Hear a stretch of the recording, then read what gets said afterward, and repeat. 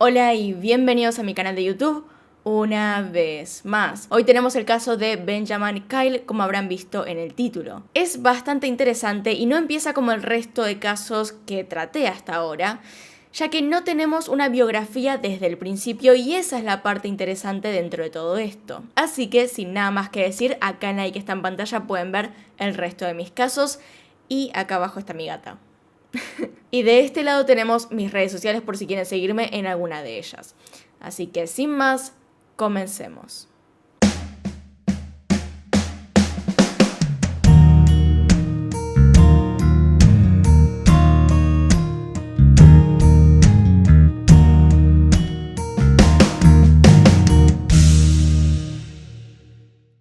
Como dije previamente, esta historia no empieza con una biografía, sino que más bien empieza con hechos. Este relato comienza el 31 de agosto del 2004, atrás de un Burger King en Richmond Hill, Georgia, Estados Unidos. Hubiese sido un día cualquiera para los empleados de este Burger King, de no ser porque detrás, al lado de un contenedor de basura, había un hombre inconsciente tirado y aparentemente golpeado. Pero la historia es aún más extraña de lo que parece. Este empleado que salió y lo vio, se acercó para saber si este hombre necesitaba ayuda. Y lo que pudo ver es que estaba sin ropa, todo quemado por el sol, y no parecía despertarse por más que intentase moverlo, hablarle o acercarse. Inmediatamente entonces él y el resto de empleados llaman a emergencias para notificar lo que estaba pasando, y como la policía tampoco pudo despertarlo ni preguntarle qué le pasó, lo llevaron al hospital. Ahí descubren que las heridas que tenía eran serias. Vieron que su cráneo tenía 3 depresiones creadas por una fuerza contundente, como si alguien lo hubiese golpeado con algún objeto, y tenía no solo quemaduras, sino que también picaduras de hormigas. Por su condición, por la tierra que tenía en las manos y cómo se veía su cuerpo, asumieron que ya había permanecido en la calle durante algún tiempo. No tenía DNI ni tampoco algún documento de identificación como para saber quién era, así que lo registraron en el hospital como Burger King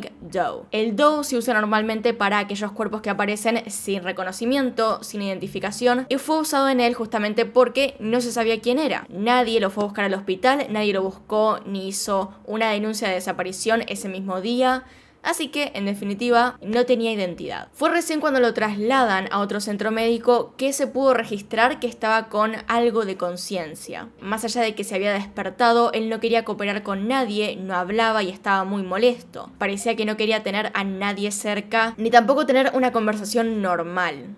Simplemente no entendía lo que pasaba a su alrededor y se negaba a recibir atención. En términos de la búsqueda de su familia o de alguien que lo conociera, no se obtuvieron resultados inmediatos. En la zona no había gente buscándolo, no hubo denuncia, no hubo nada, nadie lo había visto registrarse en algún hotel o ir a algún restaurante cercano, a algún local de comida, algún restaurante, nadie lo había visto en la zona en lo absoluto. Así que pasó bastante tiempo sin saber quién era y también sin cooperar con nadie para reconocer si entendía algo de su pasado o de los días previos a encontrárselo al lado del tacho de basura. Sin embargo, una vez que se mudó a este segundo centro médico, una enfermera del lugar se dispuso a ayudarlo. Él recibió esta ayuda y poco a poco fue reconociendo un poco más de quién era y recordando algunas otras cosas. En ese momento él recordaba 2 letras, B y K. Entonces, basándose en eso, recordó o creyó recordar que se llamaba Benjamin, pero con 2A, es decir, Benjamin. Después se le ocurrió, para completar su identidad y como encajaba en ese BK, apellidarse Kyle. De ahí sale el nombre de este caso, Benjamin Kyle. Pero no era su verdadero nombre. Era solamente un nombre temporal porque realmente no recordaba todavía específicamente cómo se llamaba. También dijo que recordaba estar viviendo en el bosque durante los últimos 17 años. Lo cual, en cierta manera, más tarde explicaría un poco de por qué no estaba registrado en casi ningún trabajo en ese tiempo. Pero todavía había un gran problema, y es que en el momento en el cual se lo encontró, él tenía cataratas en los ojos tan graves que no lo dejaban ver casi en lo absoluto. Por lo tanto, tampoco se podía ver bien al espejo a sí mismo. Así que después de entender un poco más lo que le estaba pasando, se sometió a una cirugía correctiva 9 meses después de ser encontrado. Y por supuesto, esta operación no fue cubierta por él, ya que se encontró sin ropa ni nada, así que no tenía dinero. Pudo hacerlo solamente porque una organización benéfica ayudó a juntar el dinero. Entonces, 9 meses después, pudo verse al espejo y comprender que se veía 20 años mayor de lo que él esperaba, lo cual también coincide con estos 17 años que estuvo viviendo en los bosques. Lo que pasaba con Kyle en ese momento era único.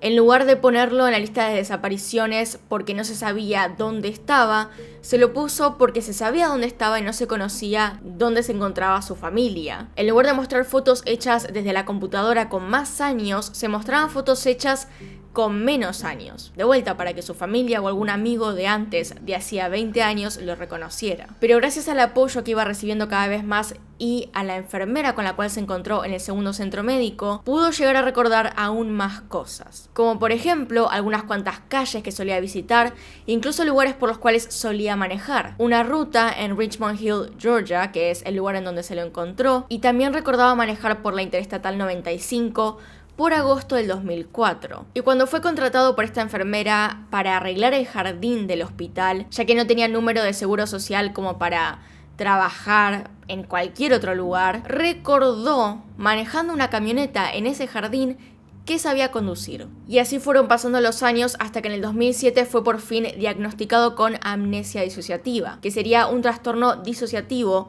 caracterizado por una débil pérdida de memoria provocada por un episodio intenso de estrés psicológico y que no se podía atribuir a causas neurobiológicas. Este tipo de amnesia se caracteriza por lo siguiente: presencia de amnesia retrógrada, que sería la incapacidad de recuperar recuerdos almacenados previamente, y ausencia de amnesia anterrógrada, que sería la incapacidad de crear nuevos recuerdos a largo plazo. Durante muchos años este fue el único avance en este caso. Nadie encontraba a su familia todavía o a algún amigo, nadie sabía quién era este hombre a pesar de que su cara estaba en todos lados, e incluso se hizo un documental llamado Finding Benjamin, justamente para dar a conocer más de esta historia. En el 2011, entonces, con la ayuda del representante del estado de Florida, Mike Weinstein, Kyle pudo obtener una identificación legal de Florida Legacy emitido por el gobierno. Increíblemente son 7 años después de que se lo encontró, es decir, fue toda una lucha para que por fin viviera legalmente en ese estado. También, justamente con esta ayuda de dar a conocer su cara, se lo logró emplear como lavaplatos por un hombre que lo vio en un reporte y le quiso dar trabajo. Pero la parte interesante sucede en el 2008 cuando va al programa del Dr. Phil. Si no lo conocen, es este hombre que está acá, que tiene un show al cual lleva a muchas personas con diferentes historias, todo muy interesante, y les hace reportes especiales. Y en ese programa entonces él decidió que traería a una persona para que le hiciera terapia de hipnosis, para intentar recordar cosas que estaban profundamente selladas en su cabeza. A partir de ese momento comenzó a recordar varias cosas con el paso del tiempo. Una de las principales es que él sabía que había nacido 10 años antes que Michael Jackson, el mismo día que él, lo cual hacía una fecha posible de nacimiento del 29 de agosto de 1948. Además dijo recordar que tenía 2 o 3 hermanos, cuyos nombres o caras directamente no recordaba. Pero además de eso, no sabía de ninguna otra persona en su vida previa. Recordó además una parte de su número de seguro social, y con los números que recordó se podría indicar que habría vivido tal vez en Wisconsin, Michigan, Illinois o Indiana. Recordaba el monumento a los soldados y marineros, recordó el cementerio de Crown Hill, aunque no su nombre, la catedral del rito escocés y el Río Blanco, cuando en su mayoría era solo un basurero. Recordaba además la feria estatal de Indiana, y basado en las reacciones a la mención de monjas durante la hipnosis, podía haber sido criado como católico y haber asistido a escuelas católicas. Por supuesto que se lo intentó buscar basándose también en esa clase de registros,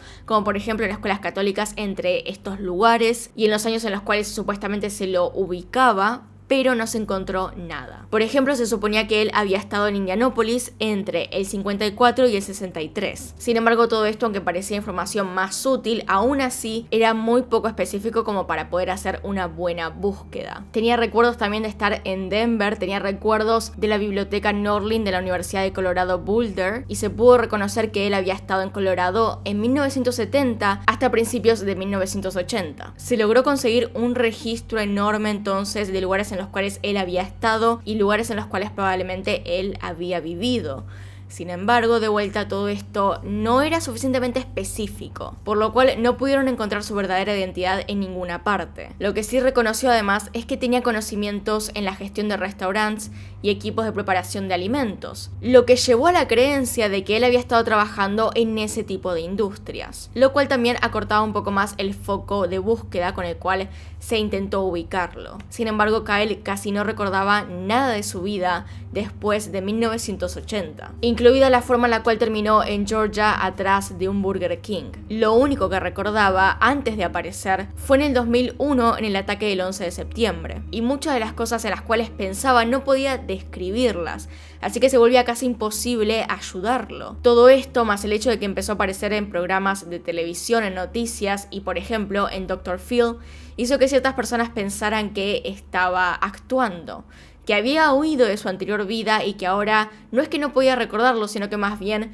solamente quería desaparecer y volverse famoso basándose en esta historia trágica. Sin embargo, también se probó justamente con el diagnóstico que él no estaba fingiendo, sino que realmente tenía un problema que hacía que no pudiera recordar las cosas. Y se deben estar preguntando si se hicieron pruebas de ADN para poder encontrar, aunque sea, algún dato sobre a qué familia pertenecía. Y sí, se hicieron varios exámenes de ADN en varios registros. Muchas fundaciones y bases de ADN se utilizaron para esta búsqueda. Muchos colaboraron, pero durante bastante tiempo no se encontró nada. Sin embargo, de a poco y con el paso de la tecnología, se fueron descubriendo más y más cosas, como por ejemplo, una parte de su árbol genealógico. Se contó que él pertenecía a una familia apellidada Powell. Lo que voy a decir a continuación es un poco difícil de explicar, pero lo voy a resumir un poco para que se entienda. Parece ser que él no solamente tenía familia de parte de los Powell, sino que además tenía a un miembro casi exacto en ADN de una familia apellidada Davidson. Y las coincidencias eran de tal manera en la cual indicaban que él había sido o adoptado o había tenido un cambio de nombre o había pasado alguna otra cosa. Se supuso entonces que su nombre legal era Davidson,